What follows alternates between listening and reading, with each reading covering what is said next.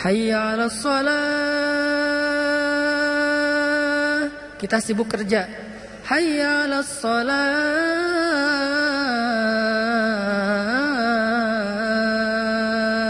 Kita sibuk main.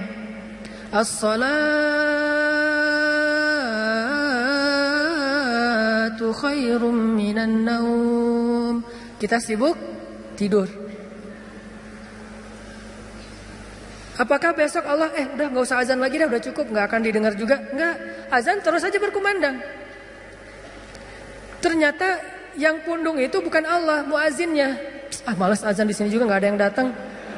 Assalamualaikum warahmatullahi wabarakatuh.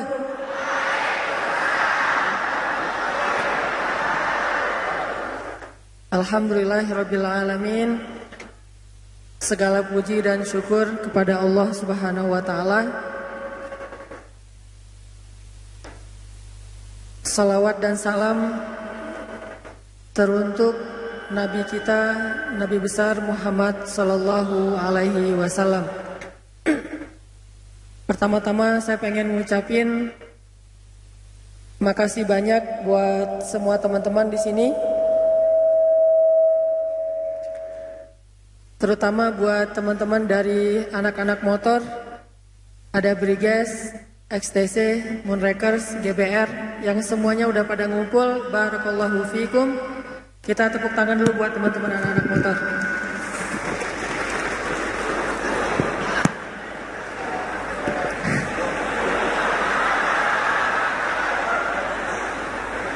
Oh beda ya? Sorry. Terus juga buat anak-anak dari semua komunitas, dari sekolah, dari kampus, anak-anak main yang biasanya main di alun-alun, anak-anak BMX. Mudah-mudahan semua langkah teman-teman ke sini diridhoi oleh Allah Subhanahu wa taala. Teman-teman yang dirahmati Allah Subhanahu wa taala,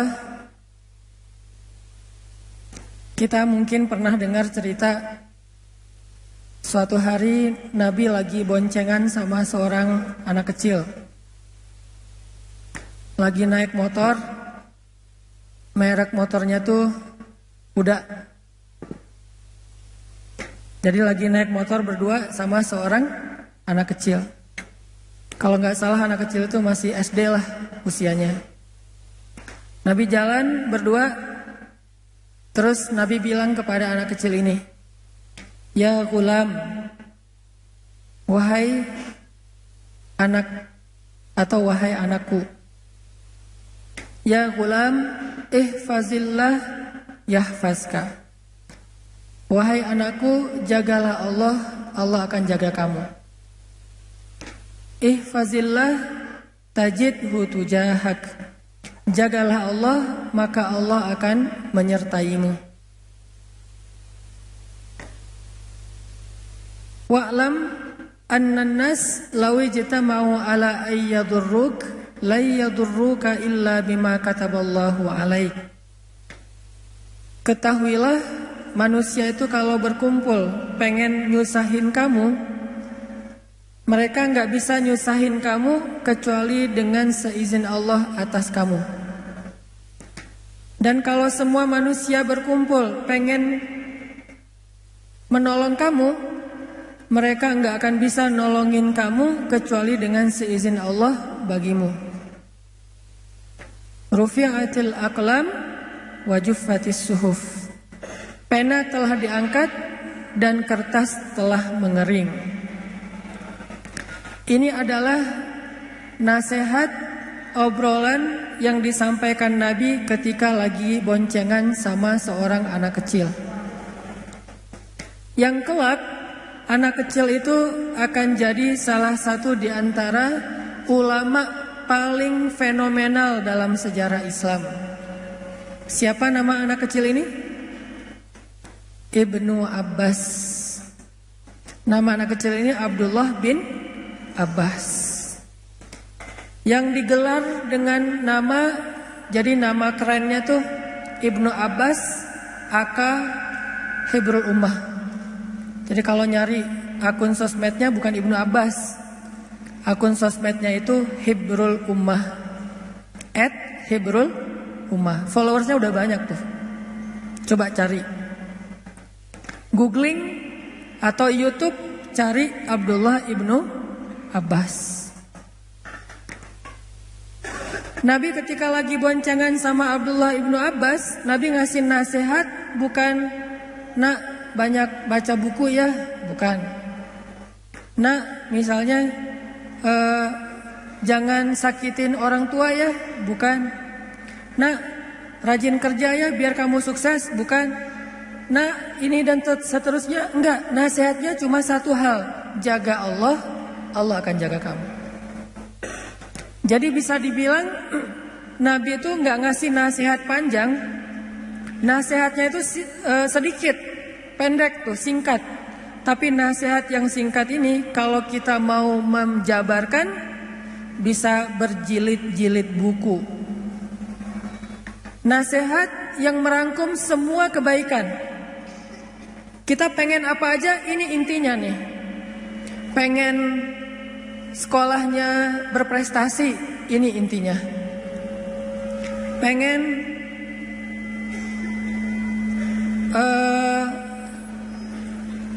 bisnisnya lancar, ini intinya. Pengen banyak temen, ini intinya. Pengen have fun dalam hobi-hobi dan permainan kita, ini juga intinya. Pengen statusnya nambah, jangan jomblo terus, ini juga intinya. Ustadz, ada yang datang misalnya, saya pengen dapat nilai bagus, apa ya nasihat buat saya? Kata Nabi, jaga Allah, Allah akan jaga kamu. Ustadz, saya agak-agak khawatir nih tinggal di kos-kosan sendiri, gimana ya? Jaga Allah, Allah akan jaga kamu.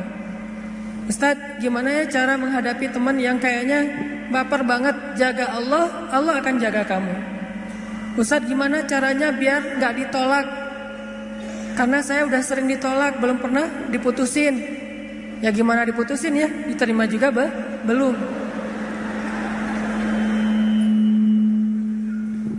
Itu saya banget tuh. Saya alhamdulillah belum pernah diputusin, kecuali sekali doang. Karena diterima juga enggak, kayak Julaibib. Gimana caranya? Jaga Allah, Allah akan jaga kamu. Jaga perasaan Allah, Allah akan jaga perasaan kita. Jaga kedekatan dengan Allah, Allah akan jaga kedekatan dengan kita. Jaga hak Allah, Allah akan jaga hak kita. Jaga panggilan Allah, Allah akan jaga panggilan kita. Ihfazillah yahfazka. Jaga Allah, Allah akan jaga kamu. Dan inilah kunci kebahagiaan dalam hidup kita, teman-teman. Inilah kunci sukses dalam semua masalah kita. Inilah kunci pertolongan dalam semua kesusahan kita. Jaga Allah, Allah akan jaga kita. Itu aja kalimat ininya. Kalau perlu jadi status, jadi hashtag, jaga Allah, jaga kita. Nggak ada cerita kita dikecewain sama Allah, padahal kita udah habis-habisan, itu nggak ada. Kalau ke manusia sering kayak gitu. Kita udah berkorban segala macam, ternyata dia cuma ngelihat kita sebagai sahabat. Atau paling dekat juga adik kakak. Kan berat ya. Kita udah kegeeran nih, udah habis-habisan, udah sacrifice habis-habisan, udah give effortnya seluar biasa banget. Berharap suatu saat hatinya terbuka buat kita. Pas ditembak, jadi gimana nih? Apanya gimana? Kan kita udah lama jalan berdua, jalan bareng ya, udah lama nih. Padahal baru sebulan. Kenapa berasa lama? Karena udah habis-habisan kan? Berasa kayak udah seluruh hidup kita tuh udah kita korbanin buat dia. Kan kita udah lama jalan bareng. Kira-kira gimana? Kamu mau serius atau enggak? Serius dong kata dia. Kita udah, wah Masya Allah serius. Maksudnya mau nikah? Kita jadi adik kakak aja ya. Seriusnya ternyata serius jadi adik kakak. Jadi sobatan doang. Coba. Kecewa gak sih sama orang kayak gitu? Langsung unfollow, langsung di-block ya. Langsung left group kalau dalam satu grup. Itu ke manusia bisa banget tuh kayak gitu. Kita udah bantu dia, kita udah nolongin dia, kita udah temenin dia. Ujung-ujungnya pas pulang misalnya nih, kita temenin dia jalan, kita temenin dia belanja. Ujung-ujungnya pas makan bayar sendiri, pulang bayar angkot bayar sendiri kan ya. Itulah manusia.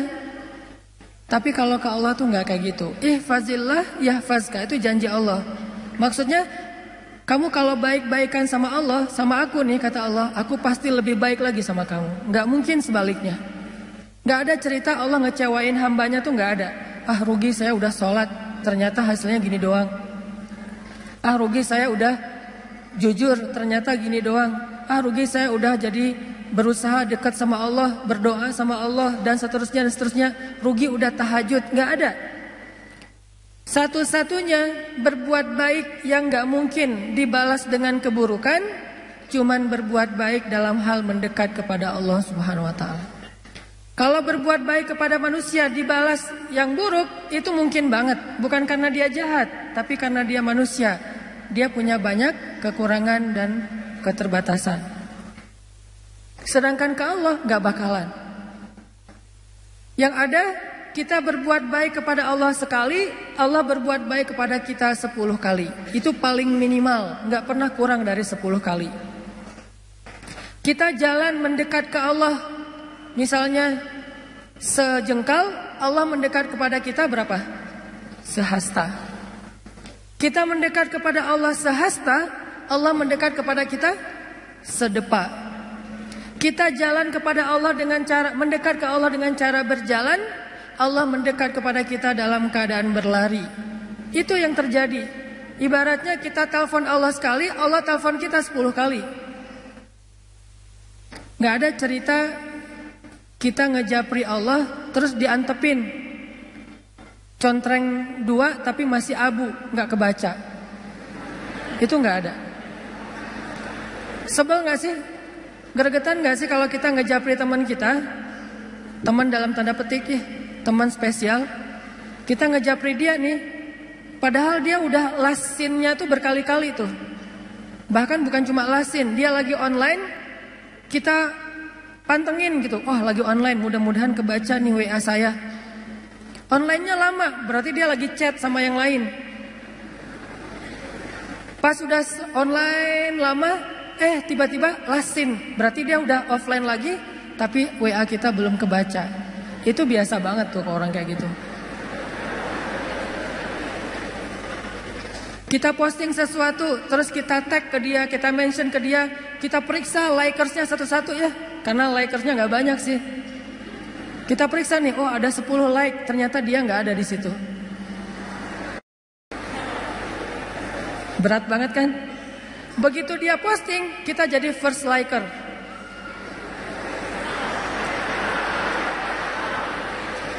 Kalau dia posting, kita langsung jadi yang pertama view, yang pertama nge-like. Seolah-olah hidup kita tuh gak ada kerjaan lain kecuali mantengin kegiatan dia. WA-nya, Instagram-nya, Facebook-nya, Twitter-nya, pokoknya kita aktif banget. Tapi tidak ada respon dari dia. Biasa dibilang bertepuk sebelah tangan. Itu paling menggenaskan menurut saya. Itu baper banget. Apakah kita pernah kayak gitu sama Allah? Gak bakalan. Yang ada sebaliknya, kita berbuat sesuatu yang mengecewakan Allah, Allah tetap aja buat baik buat kita, tetap aja mendekat kepada kita, tetap aja tiap malam Allah datang manggil kita. Bayangin, setiap malam tuh Allah miss call kita loh, tapi kita reject. Allah yang miss call kita. Kita nggak pernah miss call Allah. Karena setiap kali kita telepon Allah pasti diangkat. Setiap kali kita nge-WA Allah pasti Allah langsung typing, bukan cuma read. Daripada read tapi nggak dibalas juga kan sama aja sakitnya dengan nggak di-read ya. Ini begitu read biru langsung typing, langsung dibalas sama Allah. Wa idza sa'alaka ibadi anni fa inni qarib. Kalau hambaku bertanya kepadamu tentang aku, maka katakanlah sesungguhnya aku sangat dekat. Arti sangat dekat, nggak ada cerita sinyalnya lost sinyal. Nggak ada cerita lagi offline, jadi cuma centrang satu. Nggak ada cerita lagi sibuk sehingga pas kita telepon dialihkan ke voice call misalnya. Atau voice message. Ketika kita hubungi Allah, Allah nge-reject, itu nggak ada. Ini qarib, ditambah lagi ujibu da'watad da'i idza da'an.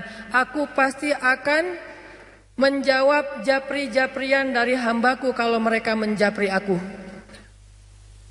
Aku juga bakalan angkat telepon dari hambaku kalau mereka telepon aku. Nggak ada cerita aku akan mereject, nggak ada.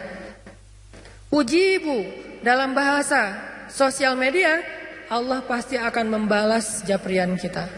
Ujibu dalam bahasa telepon, Allah pasti akan angkat telepon kita. Mustahil Allah nggak ngangkat telepon kita. Kenapa ya telepon saya ditolak aja sama Allah? Kayaknya Allah lagi sibuk sama hambanya yang lain. Memang Allah sibuk, tapi Allah tidak pernah kewalahan. Kulla yaumin huwa fi sya'n. Setiap hari Allah sibuk, tetapi Allah tidak pernah kewalahan. La ta'khudhuhu sinatun wala naum. Allah tidak pernah lelah, tidak pernah mengantuk, tidak pernah tidur. Walaupun kulla yaumin huwa fi sya'n. Setiap hari Allah sibuk. Yang terjadi justru teman-teman, Allah nelpon kita, Allah manggil kita, Allah nge-miss call kita, tapi kita yang mereject. Dan hebatnya Allah nggak pernah pundung loh. Direject lagi, Allah nggak pernah, udah males juga nelpon dia, direject terus, nggak pernah kayak gitu. Sehari Allah nelpon kita 5 kali, dan sehari 5 kali kita ngereject panggilan Allah. Apakah Allah pundung? Besok dipanggil lagi, lusa dipanggil lagi. Dan bukan cuma direject, kita ngereject panggilan Allah kadang-kadang sambil ngegerutu gitu. Duh, azan lagi, Kalau bahasa telepon, kok nelpon terus sih, udah direject, masih nelpon aja. Masih mending nge-rejectnya pakai message gitu. Nge-reject misalnya lagi nyetir, lagi meeting gitu ya. Ini nge-reject tanpa alasan, reject aja pokoknya. Apakah Allah kemudian berputus asa? Enggak cukup 5 kali Allah nelpon kita, malamnya Allah ngejapri kita. Sepertiga malam Allah selalu turun ke langit dunia. Kemudian Allah bertanya kepada hamba-hambanya, hal min taib? Adakah di antara hambaku yang mau bertaubat sehingga aku terima taubatnya? Hal min mustaghfir? Adakah di antara hambaku yang mau meminta ampun sehingga aku ampuni dosa-dosanya? Hal min dhi hajah? Adakah di antara hamba-hambaku yang punya masalah sehingga aku tolong dari masalahnya? Allah japri kita setiap malam teman-teman, setiap malam. Apakah kita mengangkat atau membuka japrian Allah? Enggak. Kita tidur. Allah japri, kita tidur. Pas kita bangun, Allah telepon, kita reject. Dan itu terjadi bukan sekali 2 kali, sehari 2 hari teman-teman, bertahun-tahun kayak gitu. Dari sejak umur kita 12 tahun sampai umur kita sekian belas atau lebih 20 tahun, ternyata kita terus nge-reject dan tidak menghiraukan panggilan Allah Subhanahu wa taala. Tapi Allah masih manggil kita, ya ibadi, wahai hambaku, ditelepon lagi, nggak pernah berhenti.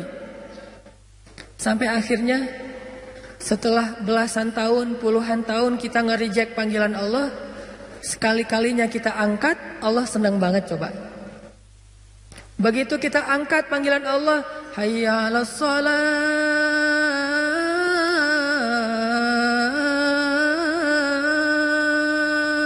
kita berwudu nih, kita datang ke masjid.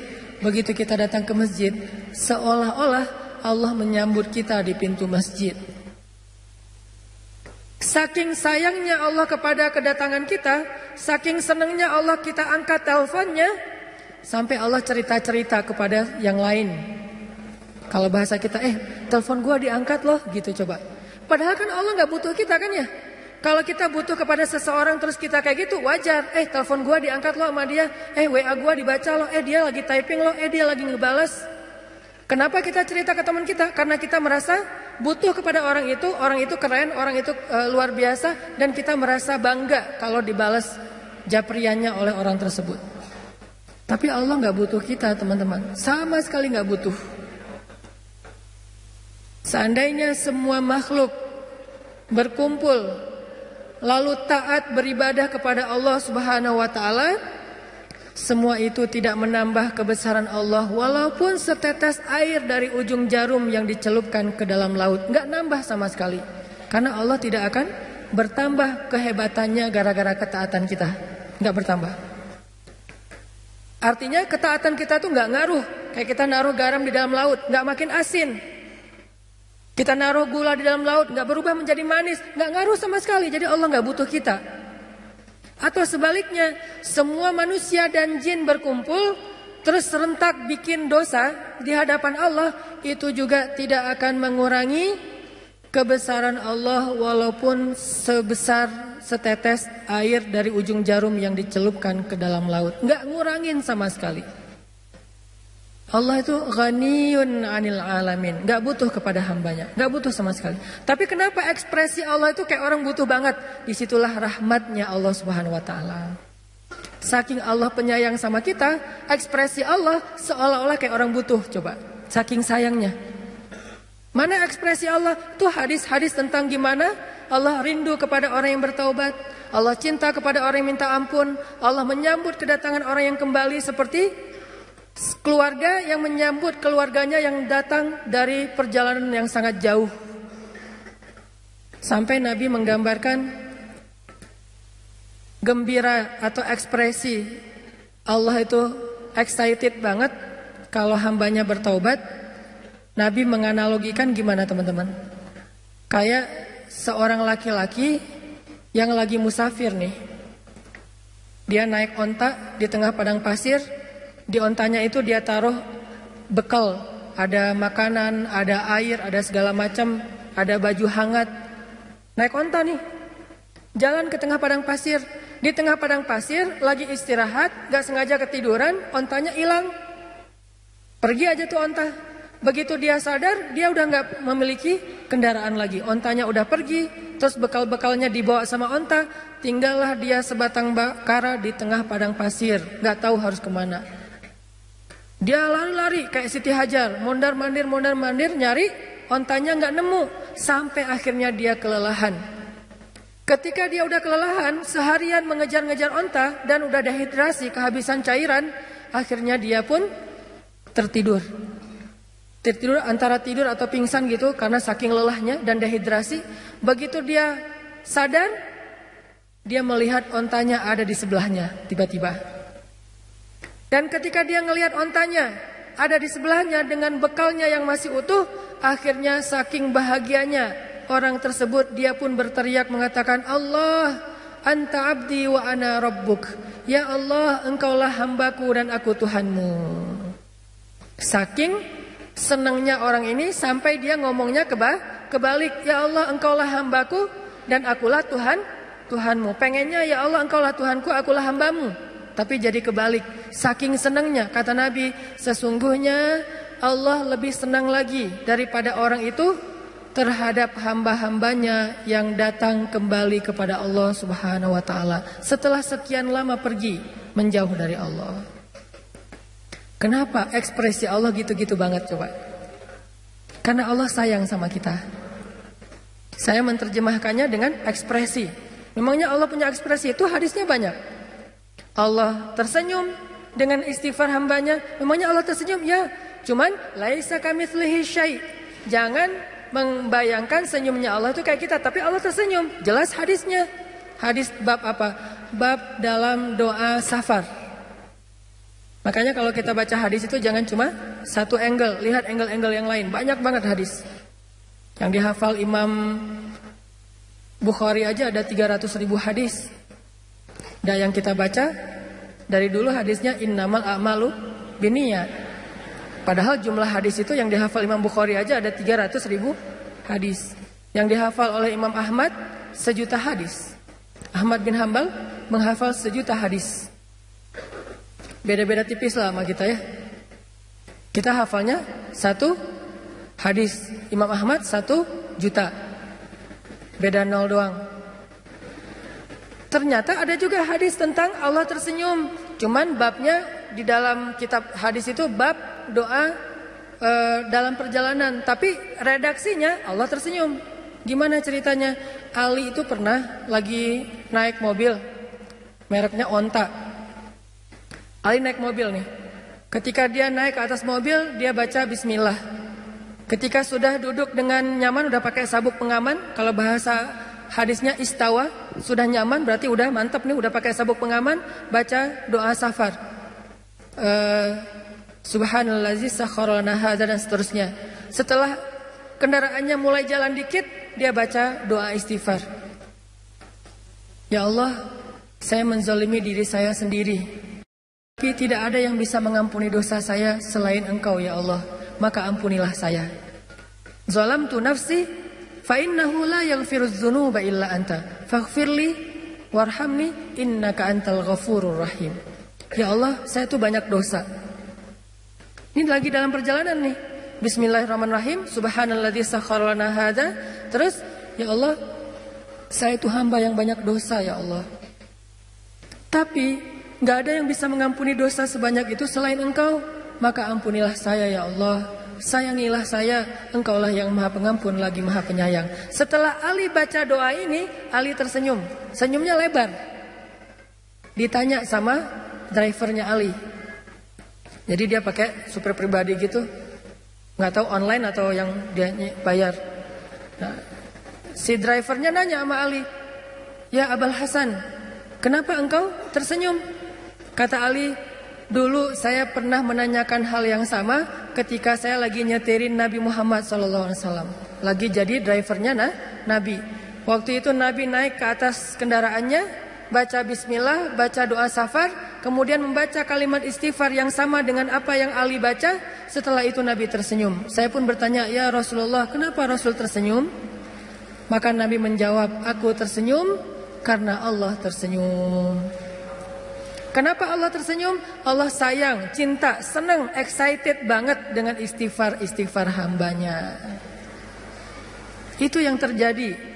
Kita sering nge-reject Allah, kita sering ngelewatin WA atau japrian Allah, yang lain kita baca, yang Allah gak dibaca. Buku yang lain khatam, komik khatam, buku khatam, sosmed kita baca semua postingan-postingan yang udah muncul, bahkan yang lagi ngehit, yang lagi jadi trending topik apa, kita khatam terus. Tapi Al-Quran gak pernah khatam. Bahkan kalau kita sholat, ayatnya itu aja langganan banget, Al-Fatihah, Al-Ikhlas, Al-Fatihah, Al-Ikhlas. Surat-surat lain jarang dibaca. Apakah Allah marah sama kita? Enggak. Allah justru menunggu terus sampai kita datang. Yang terjadi teman-teman, Allah nggak pernah nge-reject panggilan kita, kita yang nge-reject panggilan Allah Subhanahu Wa Taala. Hayya 'alas shalah. Kita sibuk kerja. Hayya 'alas shalah.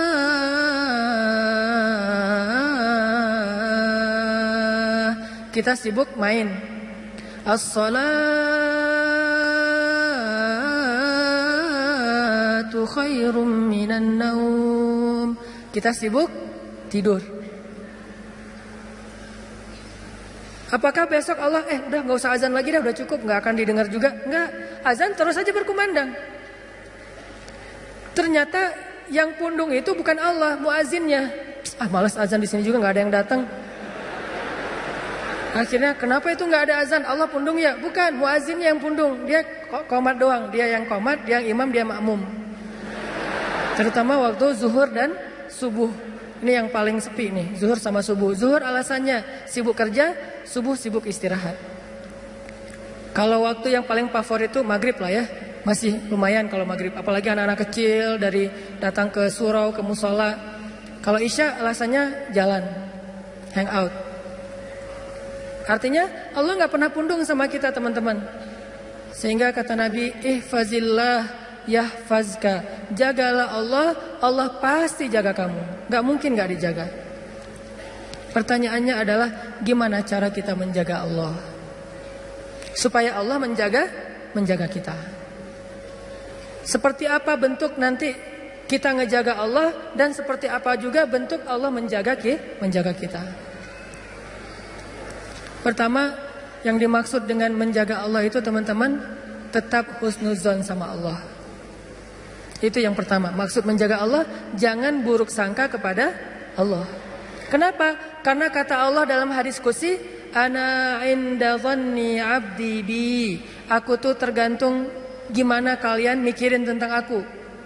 Kalau bahasa resminya, aku tuh tergantung prasangka hambaku kepadaku. Kalau dia ingat aku ingat dia. Kalau dia nyebut nama aku, nge-mention aku mention dia lebih banyak lagi. Kalau kita mention Allah misalnya, Alhamdulillah, Subhanallah, Masya Allah, apalagi Allahu Akbar, kita mention Allah nih, maka Allah akan menyebut-nyebut nama kita di depan lebih banyak followers dibandingkan kita. Siapa followers Allah? Para malaikat yang terus mengitari, mentawafi arasy Allah Subhanahu wa taala.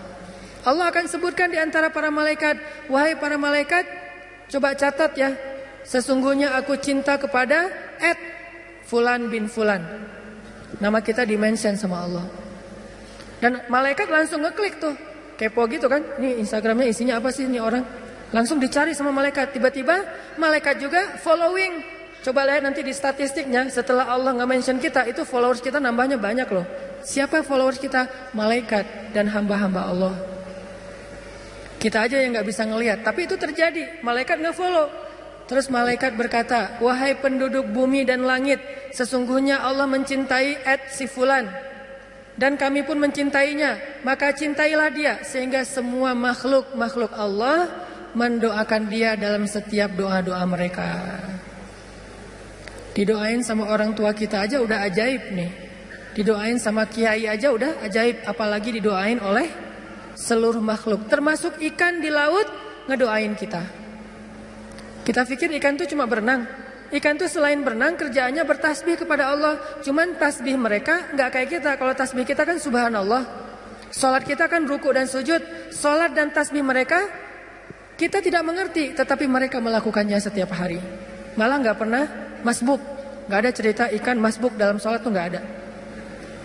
Kalau kita sering masbuk, kayak gitu aja doa kita masih diijabah. Apalagi makhluk Allah yang lain yang nggak pernah masbuk, nggak pernah berbuat dosa. Tapi itu yang ikan hiu makan orang, itu bukan perbuatan dosa. Emang fitrahnya kayak gitu. Emang kita dosa makan ayam? Kita makan ikan digoreng dosa? Duh, saya mah nggak tega sama ikan kok digoreng hidup-hidup gitu kan ya. Karena emang kayak gitu sunnatullah. Jadi itu bukan disebut sebagai dosa. Harimau mah banyak dosa, mending gak usah didoain sama harimau. Hiu apalagi. Kayak teman-teman yang senang ke Batu Karas atau ke Cimaja. Saya senang juga nemenin teman-teman liatin orang-orang pada main surfing di Batu Karas. Kan salah satu yang paling menakutkan buat para surfer itu adalah serangan hiu. Walaupun di Indonesia tingkat serangan hiu itu rendah banget dibandingkan Australia sama Afrika Selatan. Tapi maksudnya apakah hiu itu punya dosa besar gara-gara pernah membunuh manusia sehingga harus dikisos? Pokoknya kalau nemu hiu langsung sidang dan kisos. Nggak ada. Kenapa? Karena hiu itu tidak ada taklif. Dalam bahasa agama tidak disebut mukallaf. Apa mukallaf? Orang yang terbeban syariat, terbeban hukum agama. Hewan tidak terbeban syariat sehingga hewan tidak perlu dikenakan hukum. Ini ada ayam nggak menutup aurat? Nggak. Mana ada cerita hewan menutup aurat? Kenapa? Karena mereka tidak ghairu mukallaf, tidak dikenakan beban syariat. Kalau tidak dikenakan beban syariat berarti mereka suci sehingga doa-doa mereka semua diijabah oleh Allah. Persis kayak anak bayi. Anak bayi itu ghairu mukallaf. Bahasa yang lebih common lagi nggak balik, belum balik. Yang kemudian jadi bahasa Sunda, ya terbalik gitu. Itu mah beda lagi. Tapi itu balik itu dari bahasa Arab, balil, sudah sampai cukup umur sehingga sudah faham. Bahasa agamanya bukan balik tapi mukallaf, la yukallifullahu nafsan illa wusaha. Bayangin didoain sama anak bayi, didoain sama makhluk Allah yang gak punya dosa. Siapa orang-orang kayak gini? Orang yang selalu menyebut-nyebut nama Allah dengan lisannya. Allah akan sebut dia lebih banyak lagi. Yang ada teman-teman, kita berbuat baik satu hal kepada Allah, Allah akan ngebalas minimal 10 hal untuk kita. Jadi arti jagalah Allah, Allah akan menjaga kita. Pertama adalah jaga prasangka kita kepada Allah. Jangan berprasangka buruk. Karena kalau kita berprasangka buruk kepada Allah, berarti kita telah berprasangka buruk untuk diri kita sendiri. Kalau kita berprasangka baik kepada Allah, berarti kita berprasangka baik untuk diri kita sendiri. Contoh, Umar itu pernah ketemu seorang laki-laki, sayang banget sama anak laki-lakinya. Dia punya anak laki-laki satu-satunya, dia sayang banget. Sampai nggak wajar sayangnya tuh luar biasa. Terus Umar nanya, "Pak, ada cerita apa? Kok Bapak kayaknya spesial banget memperlakukan anak laki-laki Bapak? Memang ada cerita apa? Ada kisah apa?" Bapak ini cerita, "Ya Amirul Mukminin, anak laki-laki saya ini selalu mengingatkan saya tentang kebesaran Allah." "Gimana ceritanya?" Kata dia, "Dulu ketika istri saya hamil, anak laki-laki saya ini masih dalam kandungan, saya dapat panggilan untuk wajib militer, berperang untuk mempertahankan negara. Kayak kita dulu melawan penjajah Belanda, Portugis, Jepang. Saya dapat panggilan wajib militer, jihad kalau bahasa Indonesia, bahasa Arabnya. Saya dapat panggilan jihad. Cuman saya galau. Kalau saya pergi berjihad, saya harus meninggalkan istri saya dalam keadaan hamil tua dan tidak punya keluarga yang akan merawatnya. Tapi kalau saya jaga istri saya, berarti saya menolak panggilan negara untuk menjaga keutuhan negara saya. Itu kewajiban, wamil." Lalu saya minta pendapat istri saya, "Mah, Papa berangkat ya?" Istrinya ngeluh, "Pak, kan Papa selama ini gak pernah absen dalam jihad, gak pernah absen dalam wamil. Setiap panggilan untuk membela negara, Papa pasti datang. Mulai dari pramuka sampai perang beneran. Selalu datang tuh. Kali ini kan Mama lagi hamil tua. Sekali-kali minta izin kepada komandannya untuk jaga Mama. Mama gak punya siapa-siapa di rumah, keluarga kita gak punya. Mungkin merantau kali ya. Satu-satunya pekerjaan kita cuma jualan warung Padang misalnya." Gak lucu.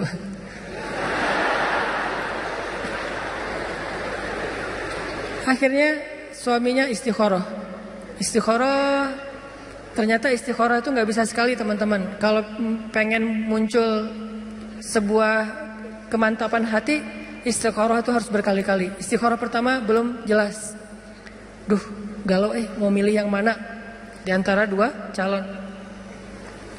Istikharah pertama masih kabur nih, dua-duanya nggak ada mantap di hati. Istikharah kedua, ketiga terus aja nggak mantap.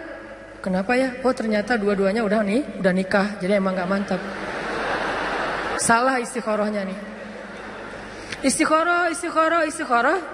Setelah istikharah sekian lama, akhirnya mantap. Dia harus berangkat meninggalkan istrinya. Dia bilang ke istrinya, "Mah, sepertinya Papa harus berangkat." Istrinya nangis-nangis. Sebelum berangkat, dia pegang perut istrinya. Dia berdoa, "Ya Allah, saya titipkan bayi saya di dalam kandungan istri saya ini kepada Engkau. Engkau sebaik-baik penjaga." Dengan mantap dia. Di hatinya tuh yakin banget, "Ya Allah, saya titipkan bayi saya ini kepadamu. Engkau sebaik-baik penjaga." Mantap di hatinya. Berangkat. Gak lama setelah dia berangkat, dia dengar kabar istrinya meninggal dunia. Sebelum sempat melahirkan. Meninggal.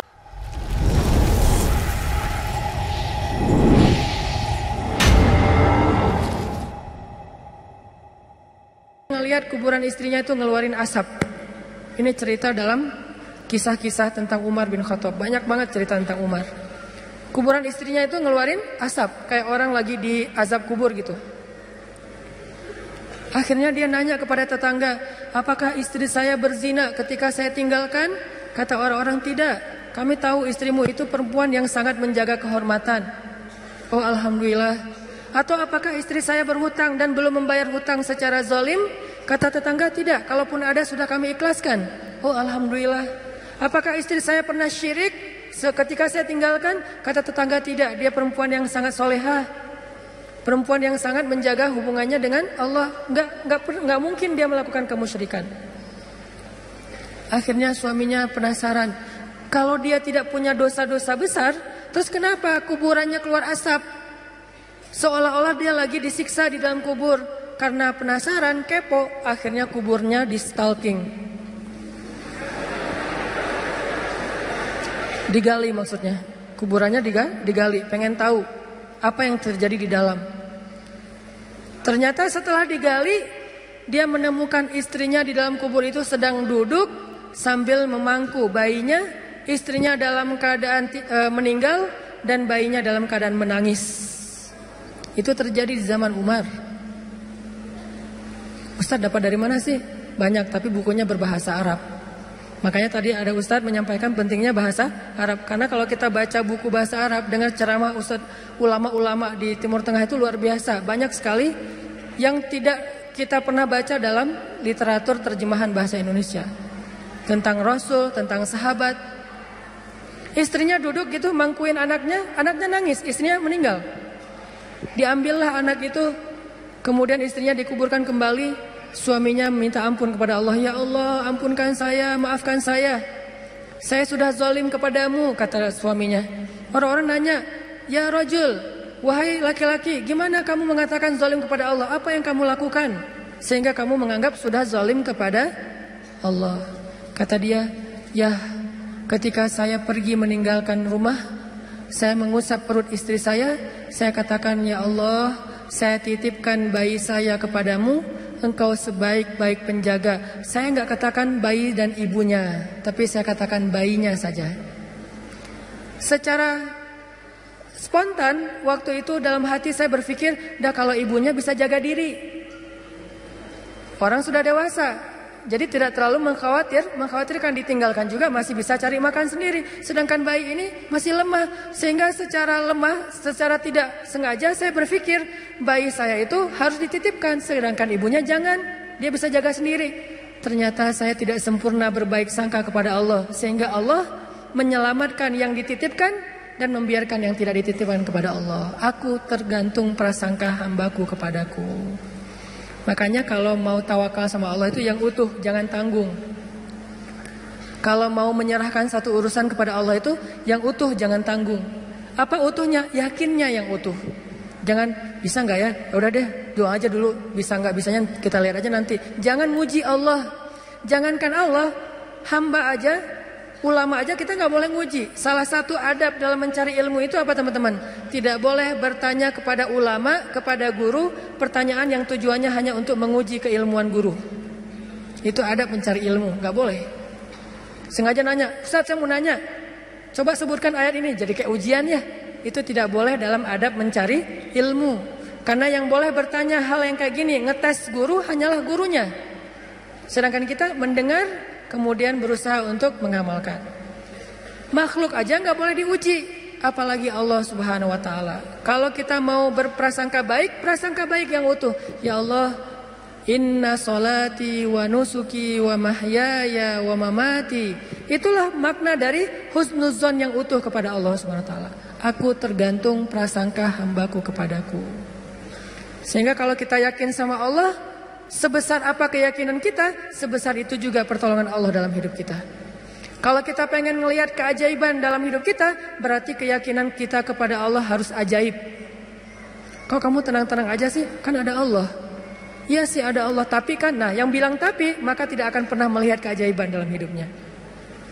Yang bilang cuman, yang bilang alasan-alasan yang banyak, berarti dia nggak bakalan pernah ngelihat hal-hal yang ajaib terjadi dalam kehidupannya. Kalau dia pengen ngelihat hal yang ajaib, dia nggak boleh bilang tapi, dia cukup bilang hasbiyallah. Cukup buat saya Allah. Maka terjadilah keajaiban dalam hidupnya. Kok nggak ada kejadian keajaiban dalam hidup dia? Padahal dia udah sering bilang hasbiyallah. Kita nggak tahu, dia tahu. Kita nggak ngerasa, dia yang ngerasa. Ada teman kita nih lagi diuji dengan ujian yang sangat berat, sakitnya parah. Tapi lisannya selalu berzikir, hasbiyallah, hasbiyallah, Allah syafi, wa idza maridtu fahuwa yashfin. Dia terus memuji Allah. Kita yang ngedengar bertanya, dia tuh udah sering berzikir loh, kok sakitnya belum sembuh-sembuh juga? Suka gitu kan? Dia itu udah sering berzikir loh, kok hutangnya belum lunas-lunas juga? Dia itu udah sering berzikir loh, kok masih jomblo juga? Ada yang ngerasa kayak gitu? Karena kita nggak ngerasa apa yang dia rasa setelah berzikir. Ternyata kadang Allah menolong seseorang itu bukan dengan mencabut masalahnya. Yang lebih hebat lagi, Allah menolong seseorang dalam masalah dengan cara menguatkan hatinya dalam menghadapi masalah. Masalahnya nggak diangkat sama Allah, tapi hatinya dikuatkan. Sehingga dia tidak pernah mengeluh, nggak pernah berputus asa, nggak pernah menjadi orang yang lemah, kemudian pundung kepada Allah, enggak. Berarti Allah sudah menolong hatinya. Dan buat dia, itu kadang lebih baik daripada kita yang hanya menonton dari luar. Kenapa dia masih bertahan? Kenapa dia masih kayak wajahnya kayak nggak kesakitan? Kenapa dia kayak nggak pernah ngeluh? Kalau kita jenguk dia ke rumah, dia nggak pernah ngeluh. Justru kita yang ngeluh. Justru kita yang malu karena merasa kita lebih banyak mengeluh daripada dia. Lihat aja saudara-saudara kita yang sedang diuji oleh Allah di Syam, di Suriah. Apakah Allah mencabut peperangan dari sana sehingga mereka tiba-tiba merdeka lagi seperti dulu tahun 2000-an? Enggak. Terus apakah Allah nggak nolong orang Suriah? Nolong banget. Gimana cara Allah menolong orang Suriah? Dikuatkan hati mereka. Mungkin kalau kita berada di posisi yang sama, dari dulu kita udah putus asa tuh. Berat banget kan ujian di Suriah? Anak kecil yang harus jadi ayah dan ibu buat adiknya yang masih kecil. Padahal dia juga masih SD, tapi udah jadi orang tua buat adiknya. Anak kecil yang tangan dan kakinya putus karena tertimbun dengan reruntuhan bangunan. Lalu harus diamputasi, harus dijahit lukanya tanpa ada obat bius. Apa yang dia baca dan menahan rasa sakit? Dia baca Al-Quran. Lagi dijahit nih, lukanya yang menganga, dijahit, gak pakai obat bius. Biusnya apa? Membaca Al-Quran. Apakah kita bisa membius diri kita dengan membaca Al-Quran? Bisa, bius total.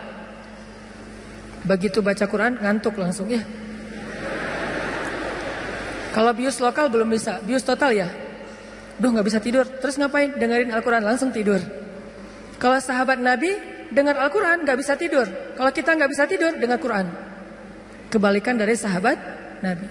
Umar tuh kalau lagi malam baca Quran pasti gak bisa tidur. Kita kalau gak bisa tidur pasti baca Quran langsung tidur. Kadang-kadang baca Qurannya baru bismillah udah tidur. Apalagi di dalam sholat. Kalau imamnya bacanya panjang, itu obat bius banget tuh. Langsung pada tunduh kan ya. Begitu kita dengar bacaan Al-Quran. Apa yang membuat mereka kuat? Pertolongan Allah. Saat dijahit lukanya, mereka baca Bismillahirrahmanirrahim, Alif Lam Mim, sambil dijahit. Dzalikal kitabu la raiba fihi hudal lil muttaqin. Dijahit lagi dijahit. Dan bukan satu luka, ada beberapa luka di sekujur tubuhnya. Alladzina yu'minuna bil ghaibi wa yuqimunas salata wa mimma razaqnahum yunfiqun. Coba lihat. Itulah pertolongan Allah untuk anak-anak ini. Allah tidak mengangkat luka mereka, Allah tidak mengangkat kezaliman dalam kehidupan mereka, tetapi Allah menguatkan hati mereka dan itulah penjagaan Allah kepada mereka. Sedangkan orang yang tidak dikuatkan hatinya, baru juga diputusin sudah bunuh diri, gagal pula. Kalau bunuh diri berhasil masih mending, bunuh diri gagal lah gitu. Loncat dari jembatan kesangkut misalnya, nggak enak banget kan ya? Ada dulu yang pengen bunuh diri karena ditolak sama ceweknya. Kebetulan di depan rumah ceweknya itu ada truk lagi berhenti. Terus dia balapan, sengaja nabrakin dirinya ke truk yang lagi berhenti, tepat di depan rumah ceweknya. Kenapa? Pengen nunjukin ke ceweknya, aku gak bisa hidup tanpa kamu. Coba. Kenapa bisa kejadian kayak gini? Karena hatinya tidak dikuatkan. Kenapa ada orang yang berkali-kali diputusin, tetap aja datang lagi. Kuat banget tuh hatinya. Berkali-kali diputusin, datang lagi. Bukan datang ke yang lain, datang ke yang sama. Sampai orang yang putusinnya, yang putus asa memutuskan, akhirnya menerima. Nah, di sini berarti bukan soal layak dan tidak, soal siapa yang paling sabar ya. Kan kata Umar bin Khattab, rahasia kemenangan dalam satu pertarungan, ini yang ngomong jawaranya ya, Umar bukan saya. Kalau saya mungkin bukan petarung. Kalau Umar kan petarung. Dia ngomong apa? Rahasia kemenangan dalam satu pertarungan bukan teknik, bukan kekuatan fisik, tapi ketahanan, kesabaran. Siapa yang paling sabar, dia yang akan menang. Siapa yang paling sabar sampai ronde 10, maka dialah yang menang. Begitu juga dalam kehidupan, siapa yang paling kuat, dialah yang akan sukses, yang paling sabar. Ternyata kadang Allah menolong kita bukan dengan cara buat hidup kita nggak ada masalah. Justru kadang masalah itu kuliah buat kita. Masalah itu nyantri buat kita. Masalah itu kursus buat kita, biar kita mengerti kebaikan. Mengerti artinya menjadi orang yang tangguh, tapi Allah kuatkan hati kita. Sehingga kita berbaik sangka. Ihfazillah yahfazka. Jaga Allah, Allah jaga kamu. Berbaik sangka kepada Allah. Misalnya lagi ada musibah. Oh, kayaknya Allah mau ganti yang lebih baik nih. Kayak gitu. Ada musibah langsung berbaik sangka, Allah mau ganti yang lebih baik. Istri saya tuh salah satunya dan beliau aktivis mengurus pasien-pasien kanker yang kurang mampu di Bandung. Jadi kita punya namanya rumah teduh, menampung ada sekitar 6 rumah, menampung lebih dari 70 pasien, termasuk ada yang dari Garut, dari Tasik, dari pelosok-pelosok, bahkan ada yang dari Garut bagian selatan yang kemarin sempat kita anterin, udah meninggal pakai ambulan. Dari Bandung ke rumahnya itu 12 jam. Karena pertama udah sampai di jalan raya harus digotong, nggak bisa naik mobil ke atas, ke bukit gitu. Gotongnya aja sejam. Kalau pakai motor nggak mungkin kan, bawa tandu kan, pakai motor nggak mungkin ya. Tapi kalau teman-teman anak-anak motor kayaknya bisa nih ngetrik ya, bawa. Kalau kita nggak bisa akhirnya ditandu, sejam naik ke atas tuh. Nah, kemarin ada kejadian di salah satu rumah teduh untuk nampung pasien-pasien yang kurang mampu bersama keluarga mereka. Ada satu pasien nyamar. Dia pura-pura sakit, terus tinggal di situ sehari. Tiba-tiba malam hari dia hilang. Semua HP keluarga pasien diambil, dibawa lari. Mencuri HP pasien kanker kurang mampu. Coba, kurang apa dosanya tuh?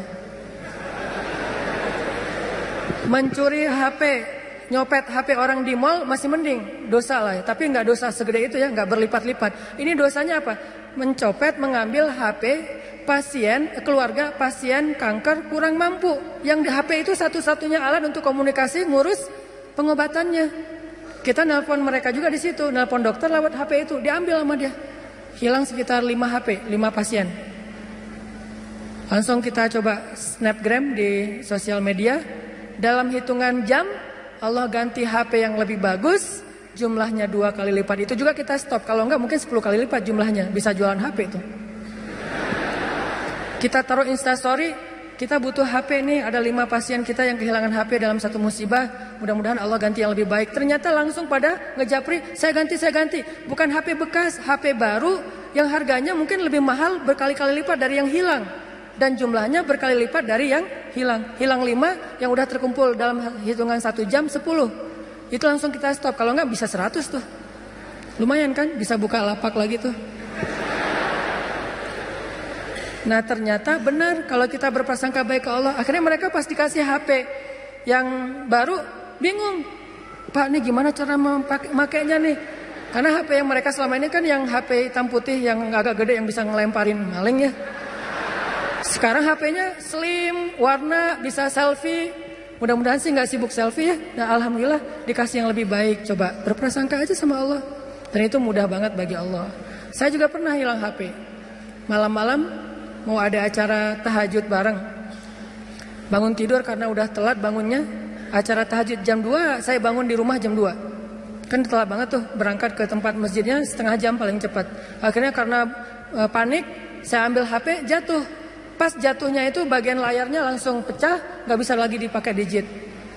Wah, HP saya hilang. Langsung doa, Allahumma ajurni fi musibati wa akhluf li khairam minha. Ya Allah, beri saya pahala dalam musibah saya, beri saya ganti yang lebih baik darinya. Waktu itu HP saya HP harga 2 juta. Paginya jam 10 pagi Allah ganti dengan Samsung Note 5 yang waktu itu harganya masih 10 juta. Coba langsung cash, langsung dikasih sama Allah. Gimana caranya? Allah yang punya cara. Dan kita nggak harus tahu caranya, karena ayatnya juga wa yarzuqhu min haitsu la yahtasib, dari jalan yang Allah, yang kalian tuh nggak pernah duga. Prasangka baik sama Allah. ditolak, oh berarti akan diberikan yang lebih baik dari ini. Ditolak lagi, oh berarti lebih baik lagi.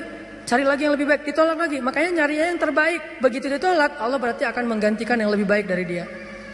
Itu ada cewek, Masya Allah, berhijab, hafal Al-Quran, juz 30. Lancar.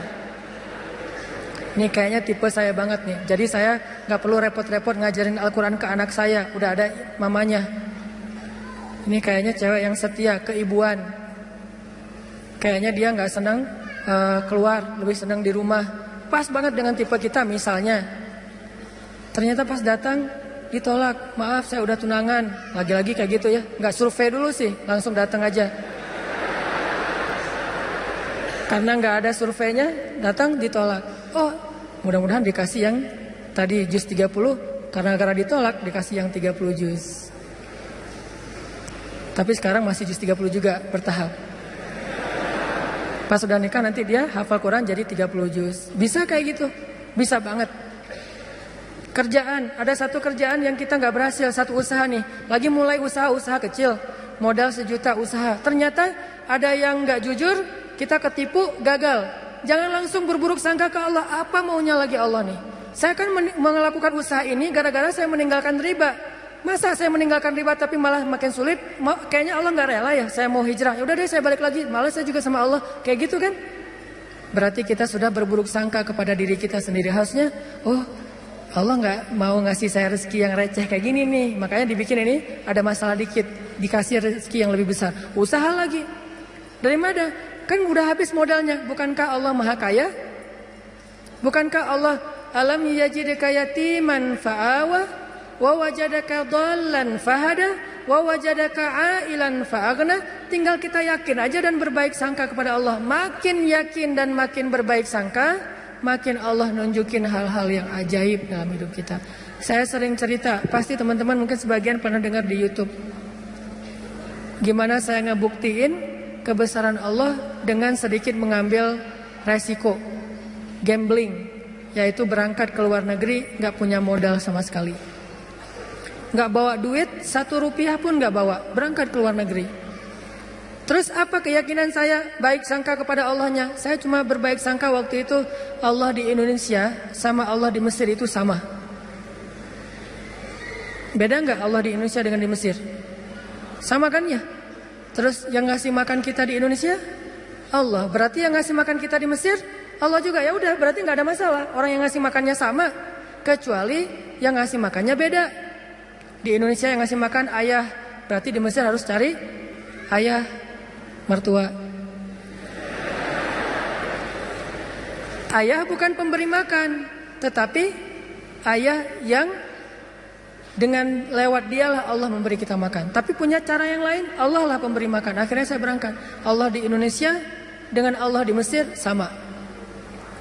Apakah Allah akan mengecewakan hambanya yang berbaik sangka? Enggak. Ternyata terbukti banget teman-teman. Saya malah merasa sangat diperlakukan dengan istimewa oleh Allah sepanjang perjalanan sampai pulang lagi ke Indonesia. Enggak kelaparan sama sekali. Ikhtiar. Cuman kadang kita ikhtiar habis-habisan. Kalau Allah mengatakan tidak, ya tetap aja nggak bisa. Ada juga orang yang ikhtiarnya biasa-biasa aja. Allah bilang ya, dapatnya lebih dari apa yang dia ikhtiarkan. Saya jual bakso, jual doang, yang masak teman. Karena saya nggak bisa masak, saya bilang ke teman, lo masakin bakso, nanti biar gue yang jual. Nanti bagi 2, lo 30%, saya 70%. Oh ya boleh, dia masak, terus saya jualan bakso ke warga Indonesia yang ada di Mesir plus warga Malaysia, karena Malaysia lebih banyak daripada Indonesia. Indonesia sekitar 3.000, Malaysia sekitar Indonesia sekitar 6.000, Malaysia sekitar 12.000, 2 kali lipat jumlah mahasiswa Malaysia. Jualan. Lagian kalau orang Malaysia mungkin karena nggak terbiasa makan bakso, nggak bisa ngebedain bakso enak dan nggak enak ya, jadi lebih aman nih. Jangan jual bakso ke orang Bandung, ketahuan banget nggak enaknya. Karena orang Jawa Barat kan banyak jual bakso tuh. Wah ini nggak kayak bakso di tempat saya, jual bakso ke mereka. Dan saya ngasih jumlah pentol baksonya tergantung mood.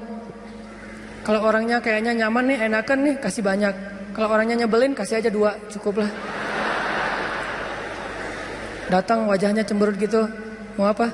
Beli bakso. Oh ya, 2 kasih aja. Terus temennya, Mas, iya, mau apa? Beli bakso? Boleh? Oh boleh. Oh, kasih 10. Akhirnya pas makan berdua ngelihat sebelah, kok beda? Beda amalan.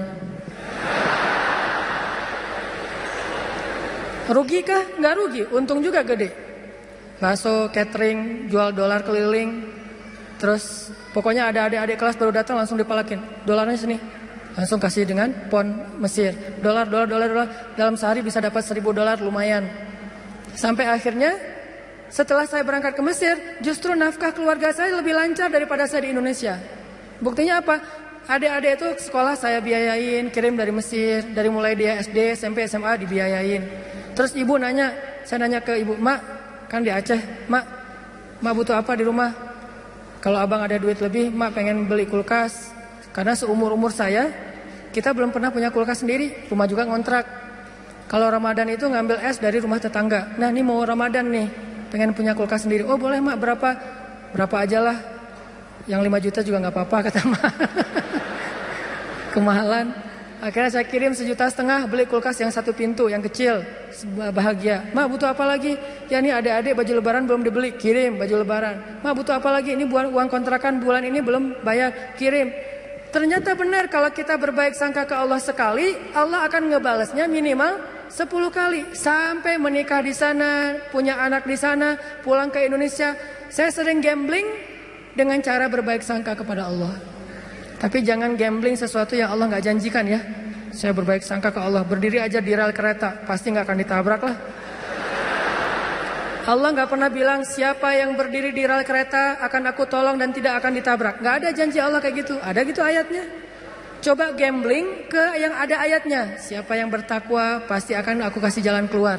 Siapa yang bersabar pasti aku berikan pertolongan. Siapa yang sholat pasti aku akan membantu dia. Yang Allah udah janjiin, maka gamblinglah dengan hal itu. Ambillah resiko dengan janji-janji itu. Tapi kalau Allah gak ngejanjiin apa-apa, jangan ambil resiko. Karena Allah juga gak punya perjanjian.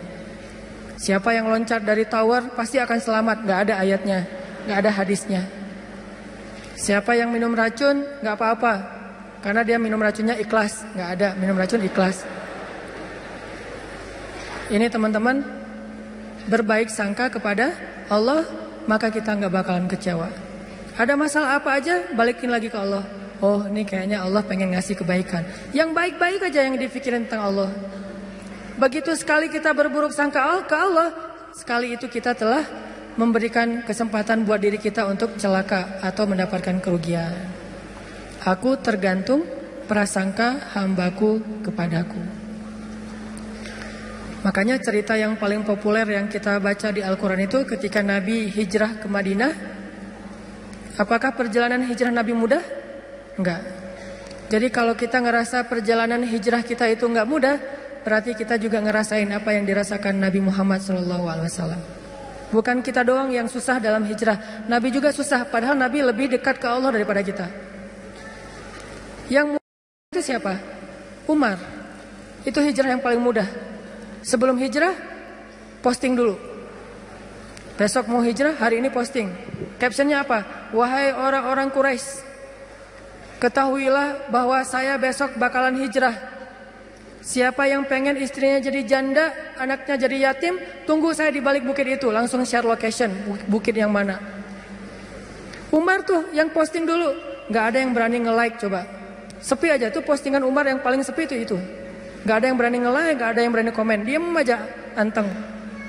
Besoknya Umar hijrah. Ada gak yang berani nungguin Umar di luar kota? Gak ada. Yang berani mencegat Umar? Gak ada. Karena mencegat Umar sama aja dengan bunuh diri.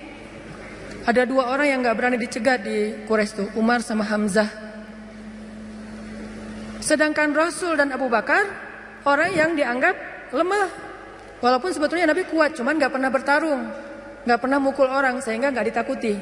Kalau adu kekuatan pasti Nabi itu paling kuat, cuma kan gak pernah mukulin orang, sehingga dianggap ini mah orang gak menakutkan. Kalau Umar kan sering mukul orang. Bukan sering, hobi itu. Sebelum hijrah, hobi mukul orang. Sama kayak Nabi Musa, hobi Noel orang, Noel aja mati. Lu apaan sih? Mati.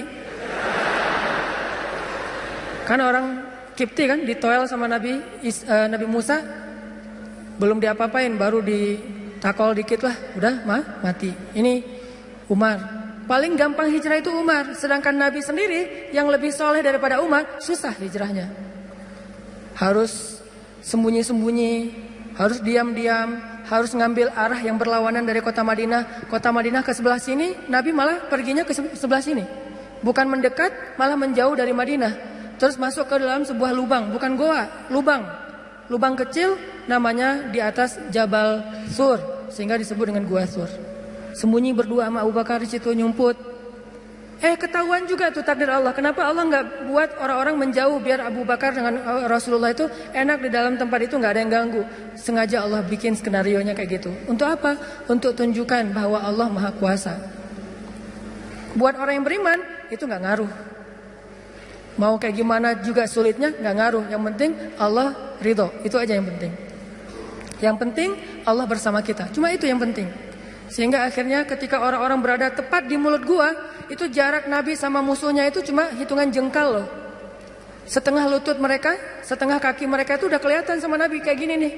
Tepat di depan Nabi. Sampai Abu Bakar berbisik ke Rasulullah, "Ya Rasulullah, kalau mereka ngelihat ke bawah, pasti mereka akan menemukan kita. Gimana nih? Gimana nih?" Abu Bakar yang khawatir. Abu Bakar yang takut, bukan takut dan khawatir terhadap keselamatan dirinya, tapi khawatir terhadap keselamatan kekasihnya Rasulullah SAW. Saking sayangnya Abu Bakar kepada Rasul. "Ya Rasulullah, gimana nih? Gimana nih?" Apa kata Rasulullah? "Ya Abu Bakar." Lembut Nabi ngomongnya.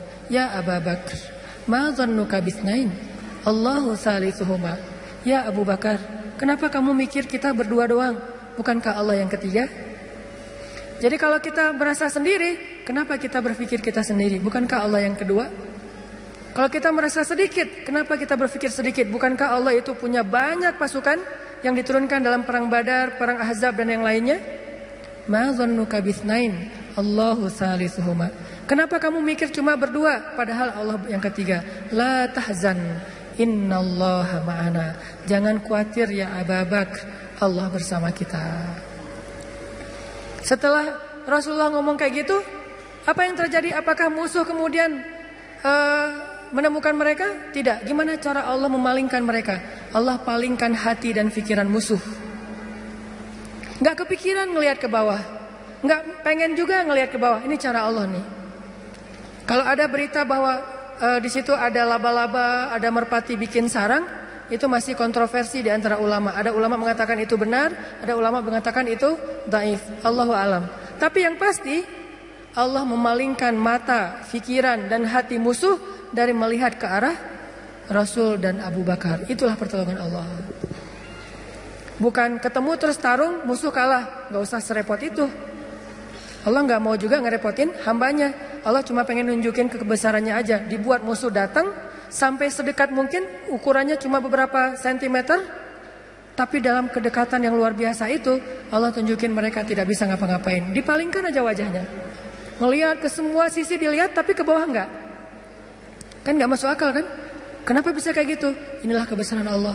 Padahal harusnya ngelihat ke semua sisi, termasuk lihat ke bawah, ada orang gak di dalam lubang-lubang itu. Gak kepikiran sama sekali.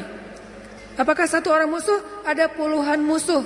Dan puluhan musuh itu tidak satu orang pun yang berpikir untuk ngelihat ke dalam lubang itu. Satu orang pun gak berpikir. Begitulah cara Allah menolong kita. Allah bisa buat semua hati sayang kepada kita, sehingga Allah angkat derajat kita. Allah mengangkat derajat seseorang, merendahkan yang lain. Tiba-tiba semuanya jadi simpatik sama kita, respect sama kita. Mudah banget buat Allah. Dan kita melihat itu dalam banyak kejadian dalam kehidupan kita. Ada orang yang tiba-tiba muncul, ada orang yang tiba-tiba tenggelam, dan itu cara Allah. Ada yang orang tiba-tiba Allah buat dia terkenal, tiba-tiba orang dihindarkan dari semua orang, tinggal sendiri. Itu sangat mudah buat Allah. Makanya berbaik sangkalah kepada Allah dalam semua urusan. Sehingga ketika kita berbaik sangka kepada Allah, Allah akan memperlakukan kita seperti apa yang kita persangkakan. Jaga Allah, Allah jaga kita. Itu satu. Hari ini dua aja nih. Gimana maksud jaga Allah sehingga Allah jaga kita? Satu, berbaik sangka. Kedua, arti jaga Allah, Allah jaga kita ada di Al-Baqarah. Fadhkuruni azkurkum. Ingatlah Allah ketika kita senang, nanti Allah ingat kita ketika kita susah. Itu ayatnya. Walaupun terjemahannya nggak sejelas itu. Terjemahannya ingat aku ingat kamu. Tapi tafsirnya maksudnya ingat aku ketika kamu lagi senang, ketika kamu lagi lapang, ketika kamu merasa nggak butuh, nanti aku akan ingat kamu ketika kamu lagi susah, lagi sempit, lagi butuh. Fadhkuruni adzkurkum. Jangan cuma ingat Allah pas kita butuh. Sehingga nanti Allah baru akan ingat kita di kebutuhan berikutnya. Karena Allah membalas perbuatan kita, bukan langsung waktu itu. Jadi kalau kita mau ditolong ketika susah, jadilah orang yang selalu mengingat Allah ketika kita senang. Lagi gak ada masalah nih, tetap ingat Allah. Gimana ingat Allah ketika kita lagi senang? Bersyukur. Ketika dapat nikmat, alhamdulillah, ini nikmat dari Allah. Diingat, Allahnya tuh dimention terus, di tag terus. Sehingga ketika nanti kita kekurangan, Allah akan bilang, itu hambaku lagi kekurangan, aku bantu deh. Karena ketika aku kasih dia nikmat, dia ingat aku. Begitu dia punya masalah, aku akan ingat dia. Apa contohnya? Contohnya, ada seorang laki-laki, ini cerita Nabi nih, hadis. Tapi hadisnya dalam bentuk cerita. Ada seorang laki-laki lagi musafir di zaman sebelum zaman Nabi, mungkin di zaman Nabi Isa atau zaman Nabi sebelumnya, tidak disebutkan. Yang jelas umat terdahulu, Bani Israel. Ada seorang laki-laki lagi jalan, di tengah jalan dia ngelihat ada segumpal awan yang bentuknya aneh. Awan ini awan yang sangat gelap, warnanya abu pekat, benar-benar mau hujan deras, tapi ukurannya nggak besar, ukurannya seukuran satu petak sawah doang gitu. Dia perhatiin nih awan kok aneh, yang lain cerah, tiba-tiba ada satu awan kayak gitu. Gak lama dia memperhatikan, terdengar suara dari langit berbicara kepada awan, dan dia dengar suara itu. Apa kata-kata dari langit? Ya ghamam, iski mazra'ata fulan bin fulan. Wahai awan, turunkanlah hujanmu ke sawah fulan bin fulan. Fulan bin fulan ini disebutkan namanya. Wahai awan, turunkanlah airmu ke sawahnya fulan bin fulan. Setelah suara ini berbunyi, awan itu pun berarak, dibawa oleh angin. Berarak, laki-laki ini memperhatikan dan ngikutin. Kan tadi dia penasaran kan, dia kepoin mau kemana nih awan, ikutin tuh awan. Terus setelah sekian lama dia ikutin, awan itu pun berhenti di atas sebuah petak sawah, di antara banyak petak sawah. Jadi ada persawahan, awan itu berhenti di salah satu petak sawah. Tiba-tiba turun hujan lokal. Cuman di petak sawah itu aja, yang lain tetap kering, yang itu basah. Ini di tengah musim kemarau, ada awan yang turun hujannya cuma di satu petak sawah. Diperhatiin, aneh juga nih hujan lokalnya. Sampai akhirnya awannya hilang, hujannya reda. Setelah itu muncul seorang laki-laki dari petani yang datang ke sawah itu berteriak, Allahu Akbar, Allahu Akbar, Alhamdulillah, Alhamdulillah. Kemudian laki-laki musafir ini pun mendekat. Dia tanya, Pak, ini sawah punya siapa? Kata laki-laki itu, punya saya, Alhamdulillah Allah kasih air. Terus laki-laki ini bertanya, Bapak namanya siapa? Dia sebutkan namanya seperti nama yang didengar tadi di langit. Berilah air ke dalam sawah Fulan bin Fulan. Nama saya Fulan bin Fulan. Masya Allah, ternyata orang inilah yang dimention dari langit tadi itu kepada awan.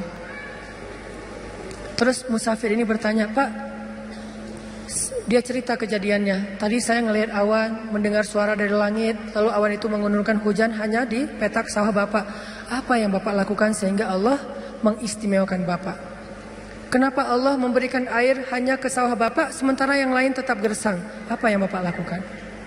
Kata laki-laki ini, kalau saya habis panen, dapat nikmat nih, panen raya. Kalau saya lagi panen, saya selalu membagi harta saya menjadi 3 bagian. 1 bagian saya berikan kepada fakir miskin sebagai bentuk syukur. Ingat Allah berarti. 1 bagian lagi saya berikan kepada keluarga saya sebagai kewajiban, nafkah. Dan 1 bagian lagi saya jadikan sebagai modal untuk membeli benih-benih berikutnya. Diputar lagi tuh uang. Ternyata Allah ridho dengan apa yang dia lakukan. Dialah orang yang ketika senang ingat Allah. nggak lupa sama Allah. Sehingga ketika dia susah, musim kemarau, musim kering, nggak ada hujan, Allah ingat dia. Begitulah Nabi berkisah tentang laki-laki ini. Tentang bab syukur di dalam banyak cerita-cerita ulama. Berarti maksud dari menjaga Allah, Allah jaga kita adalah bersyukur kepada Allah. Ingat Allah ketika kita senang, ketika kita sehat. Nanti Allah juga akan ingat kita ketika kita susah, ketika kita sakit. Minimal ingatnya dalam bentuk Alhamdulillah, ini anugerah dari Allah. Alhamdulillah, ini karunia dari Allah. Jangan lupa. Sehingga kalau kita dapat nikmat, jangan bangga diri dulu, jangan besar kepala dulu, tapi mention Allah dulu. Alhamdulillah, ini nikmat dari Allah. Sehingga nanti kalau kita butuh Allah, Allah akan ingat kita. Dan itu berlaku dalam semua masalah kehidupan kita. Satu cerita lagi, gimana Allah ingat hambanya yang ketika normal ingat Allah. Cerita yang populer tentang 3 orang yang terkurung di dalam gua. Gimana mereka bisa selamat? Lagi jalan, touring, tiba-tiba badai. Masuk ke dalam gua berlindung. Karena badai akhirnya terkurunglah di dalam gua. Lagi touring tuh. Bahkan mungkin motornya ketinggalan di luar. Karena tadi pas buru-buru ya masuk ke dalam gua, motornya ditaruh di luar, terus mereka longsor. Gimana 3 orang ini bisa selamat dari kurungan gua? Dengan berdoa, ya Allah, dulu saya kayak gini. 1, berbakti kepada ibu. 2, tidak menzalimi pekerja. Yang 3, meninggalkan zina gara-gara takut kepada Allah. Artinya dulu pernah berbuat baik ketika dalam keadaan normal, beramal solih. Nanti ketika mereka susah, amal soleh mereka dulu itulah yang akan menjadi wasilah Allah menolong mereka. Jadi jangan beramal soleh, rajin sholat, rajin ke masjid, rajin tilawah pas lagi ada masalah doang. Justru pas lagi normal kayak gini nih, kelihatan ikhlasnya. Kalau lagi ada masalah kan ada maunya tuh, bukan ikhlas ya. Walaupun Allah menghargai, tetap itu kebaikan, gak akan disia-siakan. Cuman mau lebih keren, jangan pas lagi ada masalah doang. Pas lagi normal, kayak lagi gak merasa butuh sama Allah, tetap rajin ke masjid, tetap sholat tepat waktu, tetap mengingat Allah, tetap membaca Al-Quran, tetap membantu orang lain, tetap berbakti kepada orang tua. Sehingga kalau kita ingat Allah ketika kita lagi normal, lagi susah, lagi suka, lagi lapang, nanti Allah Subhanahu wa Ta'ala akan mengingat kita ketika kita lagi susah dan lagi sempit. Itulah yang terjadi dalam banyak kisah-kisah yang diceritakan oleh Nabi. Mudah-mudahan ini bisa jadi booster buat kita teman-teman. Kesimpulannya satu-satunya berbuat baik atau habis-habisan yang gak bakalan dikecewain itu adalah habis-habisan kepada Allah. PDKT yang gak bakalan kecewa itu PDKT-nya kepada Allah. Telepon yang gak bakalan di-reject itu telepon Allah. Japri yang gak bakalan diantepin, japri ke Allah. Satu-satunya. Kalau yang lain bisa aja kita dicuekin. Kenapa? Mungkin dia sibuk, mungkin dia lupa, mungkin. Tapi kalau Allah enggak. Kedua, maka dari itu coba kita jaga hubungan kita dengan Allah. Siapa yang menjaga Allah, Allah jaga dia. 1, arti menjaga Allah adalah berbaik sangka kepada Allah. Allah juga akan berbaik sangka kepada dia. 2, ingat Allah ketika kita senang, nanti Allah akan ingat kita ketika kita susah. 3, sebagai penutup, arti berbaik sangka kepada Allah. Allah berbaik sangka kepada jaga Allah, Allah jaga kita. Sedikit lagi ini penting. Ridholah dengan nikmat yang sedikit, maka Allah akan ridho dengan amal yang sedikit. Memangnya amal kita banyak. Man radhiya bil qalil, kata Nabi, radhiyallahu bi qalilin min amalih. Siapa yang ridho dengan nikmat Allah yang sedikit, menurut dia sedikit, maka nanti Allah juga akan ridho dengan amalnya yang sedikit. Salat kita yang pas-pasan, ibadah kita yang pas-pasan, tilawah kita yang pas-pasan, Allah ridho. Kenapa Allah ridho? Padahal cuma pas-pasan, karena kita juga ridho dengan nikmat Allah di dalam kehidupan kita yang kadang menurut kita sedikit, padahal sesungguhnya banyak. Mudah-mudahan ini jadi penyemangat buat kita untuk terus mendekat kepada Allah Subhanahu Wa Taala. Jangan kecewain Allah, maka Allah gak bakalan ngecewain kita. Kenyataannya sering kita ngecewain Allah, Allah juga belum ngecewain kita. Tapi Allah punya batasan. Kalau kita terus-terusan kayak gitu, nanti akan datang janji Allah membalas suatu keburukan sesuai dengan perbuatan yang buruk itu. Nauzubillahi min dzalik. Barakallahu li wa lakum. Wassalamualaikum warahmatullahi wabarakatuh.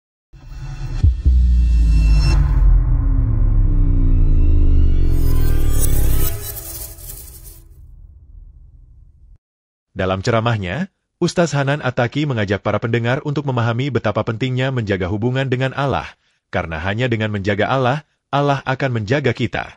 Ia menceritakan kisah Nabi Muhammad yang memberi nasihat kepada seorang anak kecil, Abdullah bin Abbas, tentang pentingnya menjaga Allah. Pesan dari Nabi sangat sederhana, tetapi syarat makna, jagalah Allah, maka Allah akan menjaga kamu.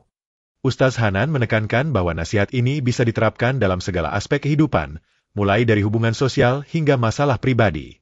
Ia mengajak audiens untuk memperkuat kedekatan mereka dengan Allah, karena hanya dengan menjaga hubungan tersebut kita bisa merasakan kebahagiaan dan pertolongan yang tidak terbatas. Ustaz Hanan melanjutkan dengan mengingatkan bahwa ketika kita berbuat baik kepada manusia, tidak selalu kita mendapatkan balasan yang diinginkan. Kadang kita merasa dikecewakan oleh orang yang kita bantu, namun berbeda dengan Allah. Ketika kita berbuat baik kepada Allah, berdoa, dan menjaga perintahnya, Allah selalu menjawab panggilan kita, bahkan meskipun kita sering menolaknya. Ustaz menggambarkan betapa Allah tidak pernah berputus asa dari hambanya, meskipun kita sering mengabaikan panggilannya, seperti halnya Allah yang selalu memanggil kita pada sepertiga malam terakhir. Ketika kita akhirnya mengangkat tangan dan berdoa, Allah sangat gembira dan menyambut kita dengan kasih sayang yang luar biasa. Di akhir ceramah, Ustaz Hanan mengingatkan untuk menjaga Allah dalam kehidupan sehari-hari, baik dalam suka maupun duka.